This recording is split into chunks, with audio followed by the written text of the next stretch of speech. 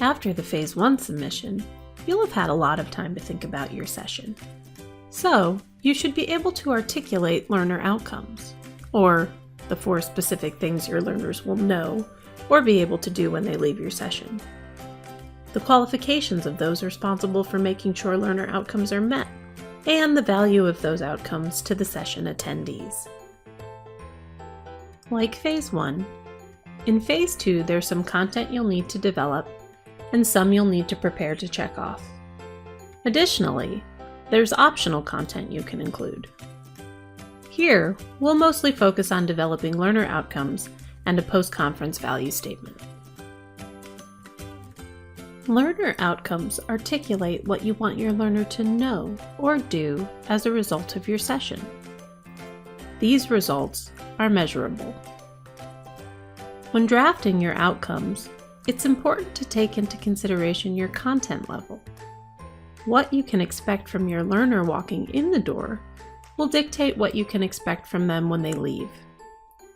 If you introduce a brand new strategy in a 60-minute introductory seminar, for example, it's not reasonable to expect a learner to automatically be able to assess its value in relation to other strategies. An intermediate session or a deeper dive into the content would be required.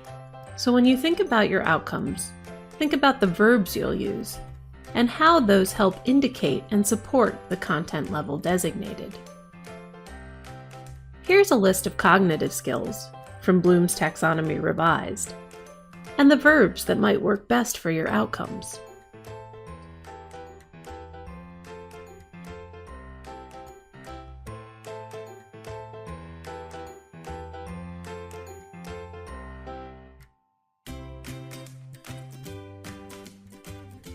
Now, let's revisit our successful sample proposal and its stated learning outcomes. Take some time to review them and think about why they were successful and how you might adjust your approach to develop stronger outcomes for your session.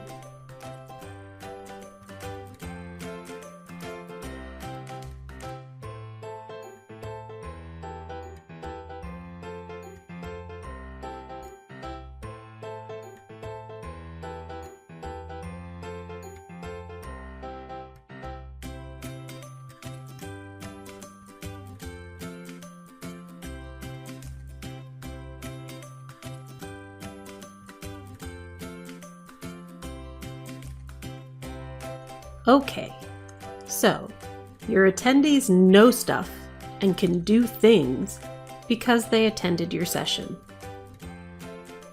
So what?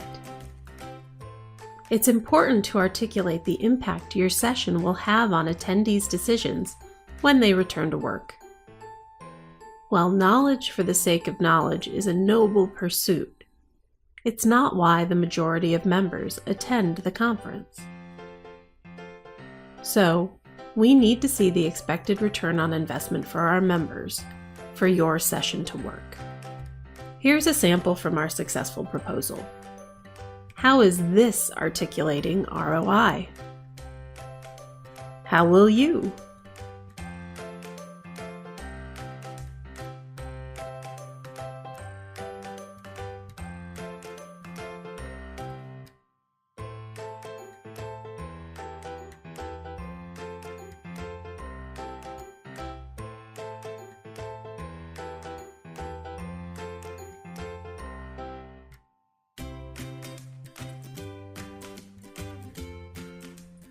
A big part of the post-conference value for education sessions comes from exposure to leading professional and emerging voices in the field. A proposal should feature architecture and design professionals or business leaders as speakers. The primary speaker, the speaker submitting the proposal, will need to disclose his or her subject matter expertise and speaking experience, and supply contact information for all other participants. The number of speakers is limited based on the type and duration of your session, so be judicious in who you recruit. As you can see, all speakers are required to be significantly engaged in the session development process, and so it's important everyone is on the same page from the start. A few important notes about speakers. The person who submits the proposal is the primary speaker and responsible for the proposal through the entire proposal process. You will need to choose a session organizer who will be a liaison between AIA and your speakers if your session is selected. This person doesn't have to be a speaker. Panel moderators are expected to lead panel discussions. To be included in the program, they must complete speaker tasks.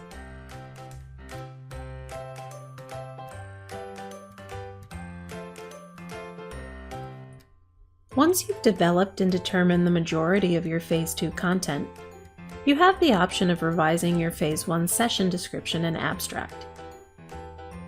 Your initial idea may have evolved during the process, or you may feel you can be more clear and concise, but you may have said it perfectly the first time.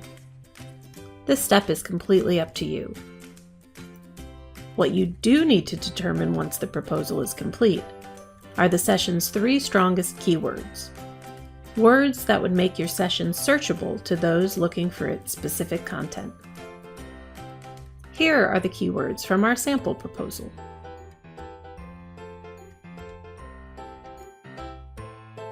Finally, if you'd like to include any additional supporting materials, such as speaker CVs or published articles, or info about previous speaking experience or industry awards, Phase 2 is the time to do this.